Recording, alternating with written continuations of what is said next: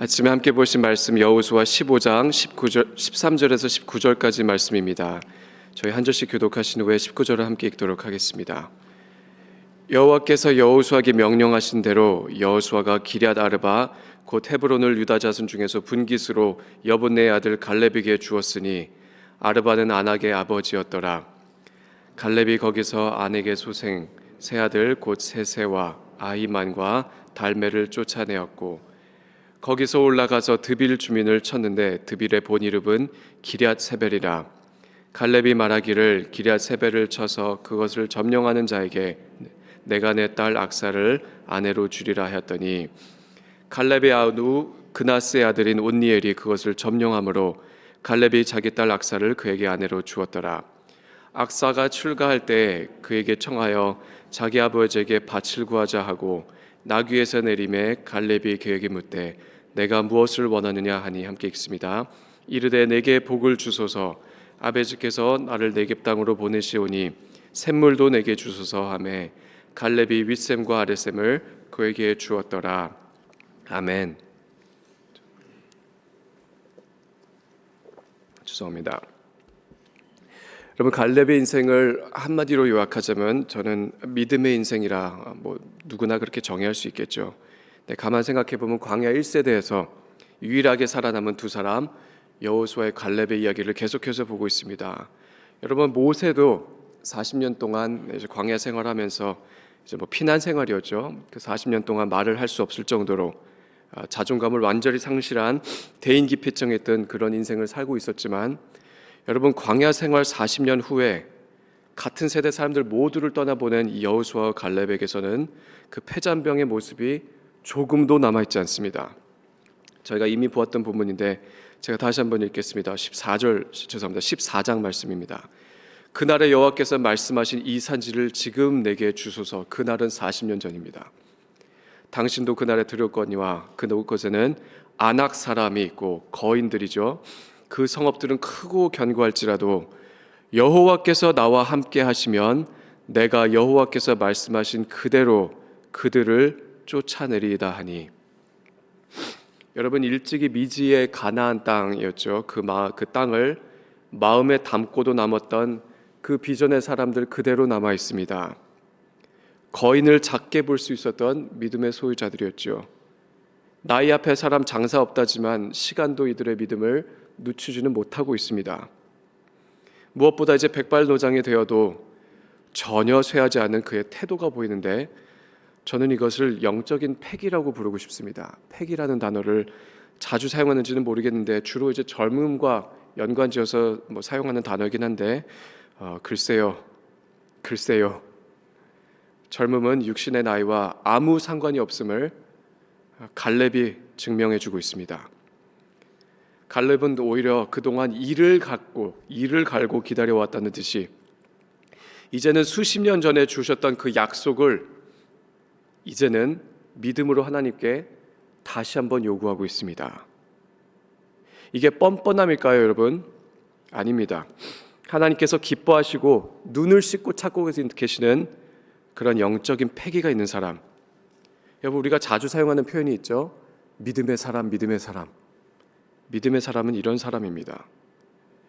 흔히 자신의 정욕을 위해 하나님께 축복을 요구하는 사람과 달리 갈렙은 오히려 하나님의 약속을 믿어 지금도 전쟁을 하고 있고 지금도 전쟁에서 이기고 있습니다. 왜요? 하늘 위에 하늘 아래에 있는 모든 것이 다 아버지의 것이고 그 아버지가 자녀를 극진히 사랑하기에 기업을 주시기 원하시는데 그 아버지의 마음을 헤아리는 자녀가 별로 없죠. 갈렙은 여호수아는 그 마음을 너무나 잘 압니다. 하나님이 선하시고 신실하신 것을 갈렙은 알고 있습니다. 그의 끝이 없는 능력을 신뢰하고 있습니다. 그래서 아버지의 기업을 선물로 받는 것은 매우 자연스러운 축복인 것을 갈렙은 알고 있죠. 이거는 뻔뻔한 것이 아닙니다. 패기 있는 자의 모습입니다. 왜냐하면 갈렙은 출애굽의 역사를 눈으로 보았던 사람입니다. 다 같이 봤는데 딱 2명만 그걸 인정했죠. 그리고 그 땅이 얼마나 컸든지 사람이 얼마나 거대했든지 하나님의 능력 앞에서는 이 모든 것이 메뚜기와 같다. 그래서 자신을 메뚜기 취급한 것이 아니라 자신의 눈앞에 있던 하나님의 그 모든 그 그 땅과 그 거인들을 메뚜기처럼 보았던 이 갈렙의 패기는 지금도 쇠어해지지 않고 있습니다. 하나님의 용사, 믿음의 사람, 영적인 패기. 그렇게 백발도장인 갈렙은 거인들을 내쫓기 시작합니다. 오늘 보았던 13절 14절 말씀입니다. 여호수아가 기럇 아르바, 거인의 이름입니다. 그 거인의 도시죠. 곧 헤브론을 유다 자손 중에서 분깃으로 여분네의 아들 갈렙에게 주었으니 아르바는 아낙의 아버지였더라. 갈렙이 거기서 아낙의 소생, 거인의 소생 그 세 아들 세세와 아히만과 달메를 쫓아내었고, 그니 헤브론을 갈렙에게 주는 것이 하나님의 기뻐하시는 뜻이었죠. 거인들과 싸워서 그들을 내쫓고 있는 것인데, 가만 보니 40년 전 가데스 바네아, 자신들을 메뚜기와 같이 한탄했던 이스라엘 백성들과 달리 하나님 앞에서 거인들을, 지금도 85세의 백발도장은 자신의 옷을 찢었던 그 갈렙의 패기 그대로 전쟁에 임하고 있습니다. 근데 더 재미있는 것이 한두 가지가 더 있습니다. 갈렙의 패기가 갈렙에 대해서 끊어지지 않고 있죠. 15절 말씀입니다. 거기서 올라가서 드빌 주민을 쳤는데 드빌의 본 이름은 기럇 세벨이라. 갈렙이 말하기를 이 도시를 쳐서 그것을 점령하는 자에게는 내가 내 딸 악사를 아내로 주리라 하였더니 갈렙의 아우 그나스의 아들인 옷니엘이 그것을 점령함으로 갈렙이 자기 딸 악사를 그에게 아내로 주었더라. 갈렙의 동생의 아들도 거인들 앞에서 갈렙과 동일한 패기를 보여주고 있죠.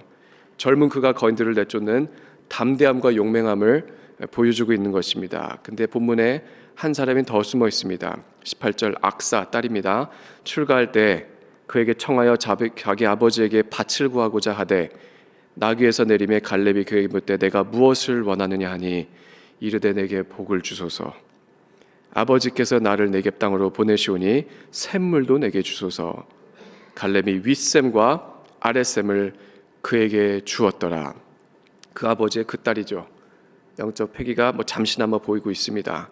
아버지에게 마땅히 땅을 구할 수 있음을 알고 구하는 믿음의 사람의 모습을 보여주고 있죠. 이제 막 결혼한 신랑에게 아버지에게 땅을 요구하라고 말을 합니다.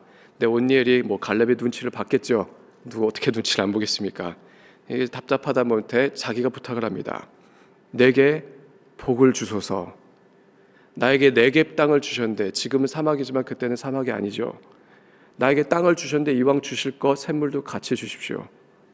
근데 갈렙이 윗샘과 아랫샘을 줍니다.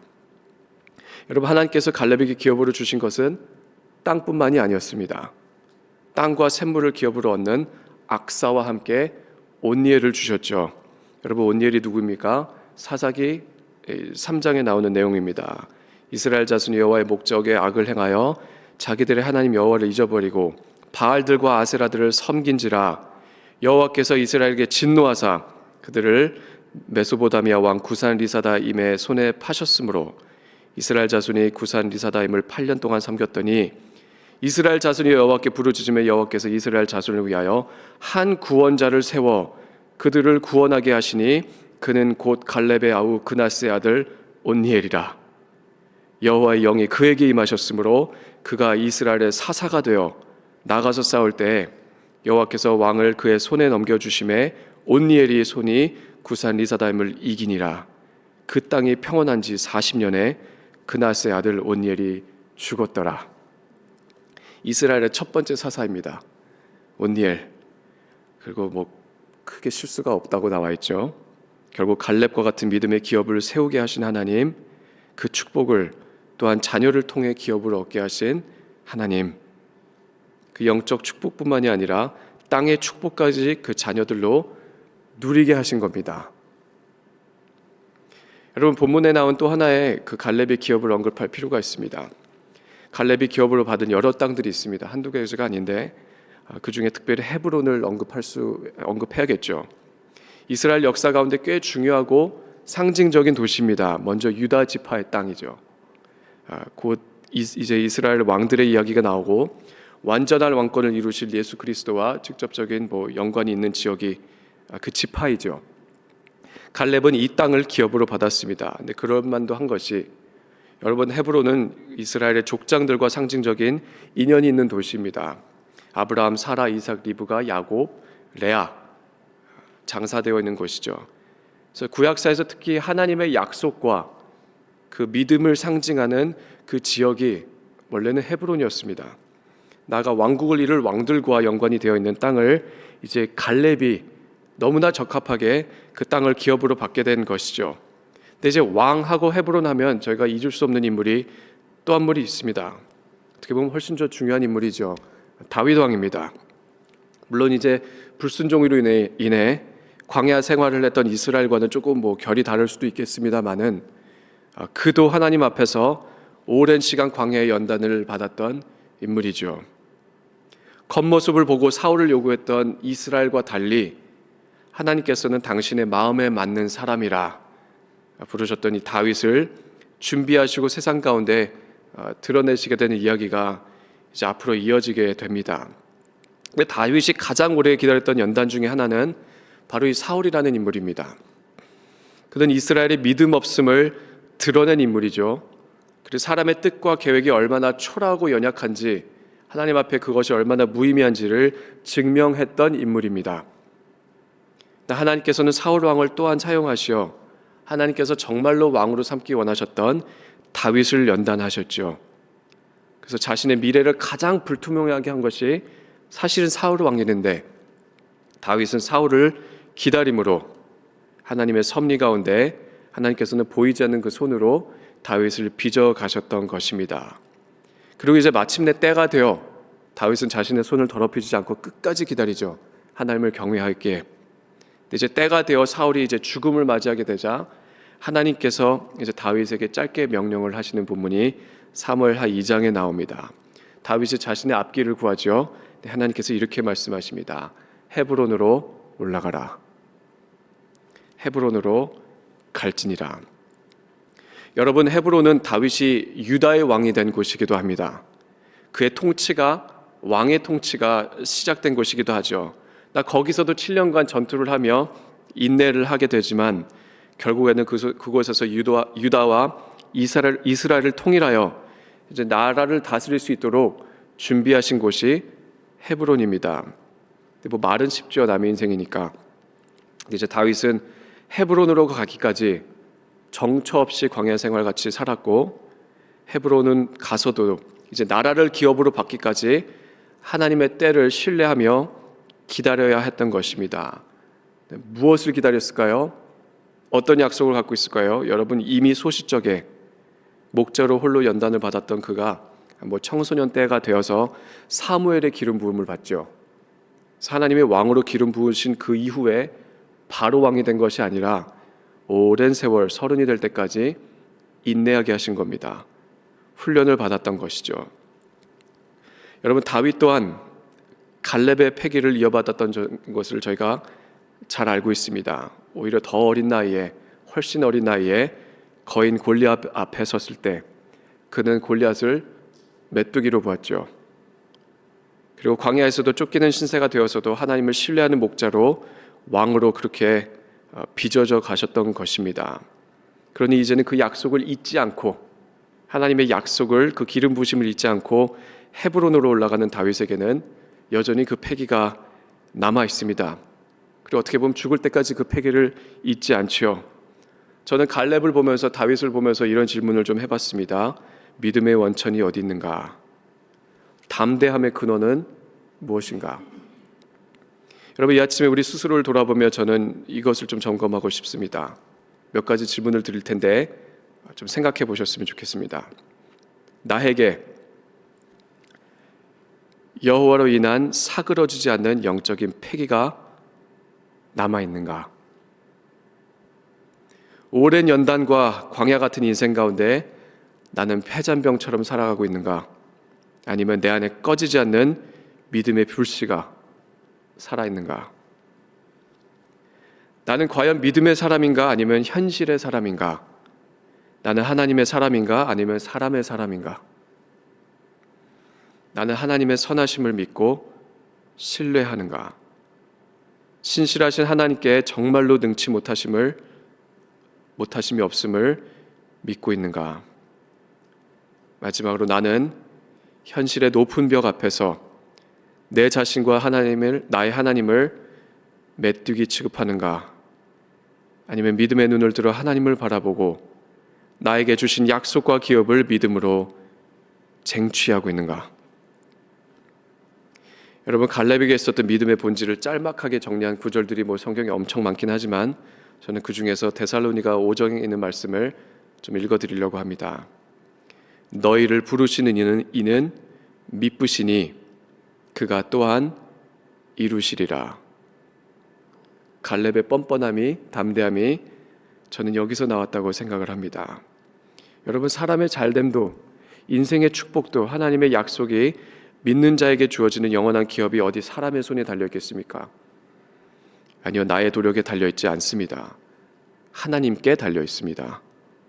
그래서 여러분, 믿음은 이 현실을 인지하는 것에서 시작된다고 저는 받아들이고 있습니다. 여러분, 높은 현실이 아무리 높아도 하나님보다 높을 수 없죠. 사람이 두려울 수 있으나 하나님보다 두려울 수 없습니다.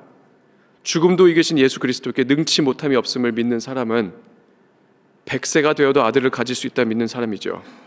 85세가 되어도 거인들이 작아 보이는 사람입니다. 죽은 자 가운데서도 다시 살아날 수 있는 이 믿음, 그 믿음을 갖고 있는 사람, 왜냐하면 살아계신 하나님께 능치 못한 일이 없기에 설령 나의 방법과 뜻대로 되지 않는다 하더라도 여러분, 하나님께서 가장 좋은 방법과 때를 아실 것을 믿으며 당신께서 결코 사랑하는 자녀를 저버리시는 아버지가 아니심을 저희가 신뢰하기 때문에 저희는 그 뻔뻔함과 그 담대함을 품고 살아갈 수 있는 것입니다. 여러분, 이 아침에 그 패기를 회복하는 여러분과 제가 되기를 소원합니다.